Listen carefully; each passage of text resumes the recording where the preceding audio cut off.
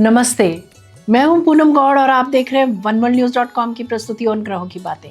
आज के प्रोग्राम में बताऊंगी आज का पंचांग, हर राशि का राशिफल, कहानी किस्से में एक रोचक सी कहानी सुनाऊंगी और आखिर तक मेरे साथ जुड़े रहिएगा। जिनका जन्मदिन है उनका वर्षफल बताऊंगी और साथ में साल भर के उपाय भी।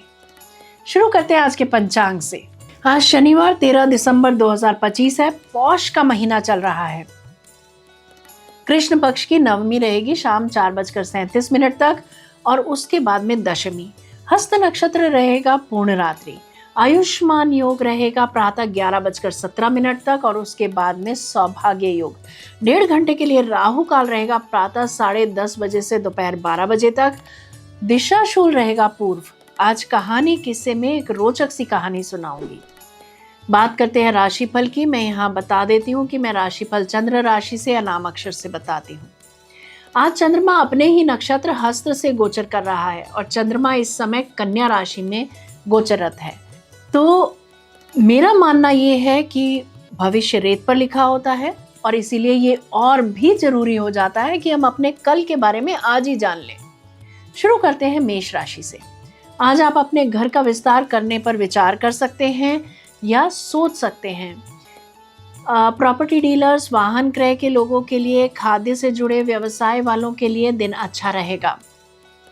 वृषभ राशि, कला के क्षेत्र के विद्यार्थियों के लिए दिन बहुत अच्छा रहेगा। ट्रांसफर ऑर्डर में कुछ बदलाव आ सकते हैं। मिथुन राशि, सोना, प्रॉपर्टी या वाहन खरीदने का मना बना सकते हैं। कोई महंगा उपहार मां को देने से आपके अंदर शांति, खुशी, प्यार उमड़ेगा। वाणी से सुख और शांति मिलेगी। कर्क राशि, बहुत आत्मविश्वास के साथ आज आप अपने विचारों को कार्यान्वित करेंगे। किसी भी क्रॉसिंग पर या पीपल के पेड़ के नीचे या बड़ के पेड़ के नीचे खड़े होकर कुछ भी खाने से या बात करने से बचें। सिंह राशि, गुप्त गतिविधियों से लाभ होता दिख रहा है। दाईं आंख में कुछ प्रॉब्लम हो सकती है। कन्या राशि, आज आप अपने बारे में सोचेंगे। किस्मत आपका साथ दे रही है। सफलता और प्राप्ति के साथ साथ खुशी भी मिलेगी। तुला राशि की बात करते हैं। ऑफिस में कार्यभार जरूरत से ज्यादा रह सकता है। एक दूसरा आय का साधन जुटाने का स्वर्णिम अवसर हाथ लग सकता है। इसे आप गुप्त रखना चाहें तो रख सकते हैं। वृश्चिक राशि, उच्च अधिकारियों से अच्छे संपर्क बनेंगे। समाज सेवा के कार्यों में दिन बीतेगा। विदेश यात्रा के मौके हाथ आ सकते हैं। विदेश से संबंध रखने वाले रिसर्च के स्टूडेंट्स या उच्च शिक्षा के विद्यार्थियों के लिए दिन अच्छा जाएगा। धनु राशि की बात करते हैं। आज का दिन समस्याओं से घिरा हो सकता है। धन हानि के भी योग बनते हैं। इन सब से बचने के लिए ओम श्राम श्रीम श्रौं सह चंद्रमा से नमः मंत्र का 108 बार जप करें या फिर हनुमान चालीसा का पाठ करें अथवा सुने। मकर राशि, मन चाहे व्यक्तियों से मुलाकात हो सकती है। आज आप अपने जीवन साथी का चुनाव कर सकते हैं। समाज में सबको मान आदर देकर एक टीम की तरह से काम करना आपको पसंद आएगा। कुंभ राशि, जिनका कोर्ट केस चल रहा है उसमें कुछ विशेष ना होकर के अगली डेट मिल सकती है। किसी समाज सेवा के कार्य में व्यस्त रह सकते हैं। मीन राशि की बात करते हैं आखिर में। धर्म के कार्यों में रुचि बढ़ेगी और आप किसी धार्मिक यात्रा पर भी जा सकते हैं। भगवान की कृपा मिलने से आप किसी रोग से मुक्त हो सकते हैं। आज ये था राशि का राशिफल। बात करते हैं कहानी किस्से की। एक छोटे से कस्बे में रघुवीर सिंह नाम के बुजुर्ग रहते थे। उम्र ढल चुकी थी, कदम धीमे थे पर दृष्टि बहुत साफ थी। लोग कहते थे कि उनकी आंखें कमजोर हो गई हैं, पर सच यह था कि अब वही चीजें साफ दिखती थी जिन्हें देखने की समझ उम्र के साथ आती है। रिश्तों का असली स्वाद। रघुवीर सिंह रोज सुबह अपनी हवेली के बरामदे में बैठकर चाय पीते थे। उनके पड़ोस में रहने वाला युवा हरमिंदर अक्सर उनकी बातों से प्रेरित होता था। एक दिन उसने पूछा, बाबा जी, आप हर बात को चाय से क्यों जोड़ते हैं? बाबा जी मुस्कुराए और बोले, पुत्र, रिश्ते भी चाय की तरह होते हैं। शक्कर कम हुई तो स्वाद नहीं, ज्यादा हुई तो मन भर जाता है। संतुलन सबसे बड़ी समझ है। हरमिंदर चुप रहा। वह अपने परिवार में अक्सर उलझा रहता था। कभी अहंकार, कभी नाराजगी, कभी अपेक्षाएं। उसके भीतर सवालों का तूफान था।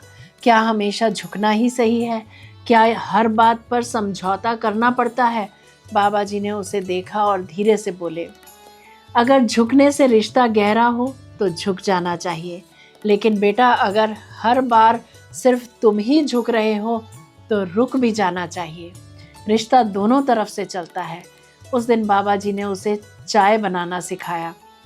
उन्होंने 3 कप सामने रखे, एक कप में कम चीनी, एक में ज़्यादा, एक में बिल्कुल सही। देखो हरमिंदर, कम मीठी चाय जैसा रिश्ता फीका लगता है। ज़्यादा मीठी चाय उबाऊ होती है, लेकिन संतुलित चाय मन को भी भाती है और दिल को भी। रिश्ते भी संतुलन मांगते हैं।